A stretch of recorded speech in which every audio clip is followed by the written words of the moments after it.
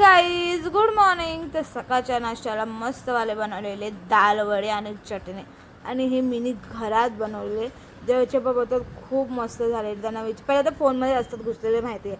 तर मी विचारलं कसे झाले जरा सांग, तर बोलतात ओके मस्त झाले खूप भारी. आणि देवांशला पियायचं होतं वॉटरमेलन ज्यूस, म्हणून देवाच्या बापाने घरीच मस्त बनवून दिला त्याला आणि प्लस वरतून मस्त डेकोरेशन केलं आणि त्याच्यामुळे ते मसाला आणि मिठामुळे त्याची टेस्ट आहे ना खूप भारी लागत होती, फुल हाय लेवलची टेस्ट लागत होती.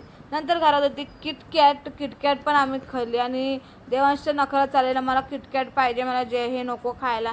मी बोलले तुला किटकॅट पाहिजे असेल ना तर हे खा. आणि बघा होते हे पोकेमॉन मला तर पोकेमॉनचा तर कंटाळा आला.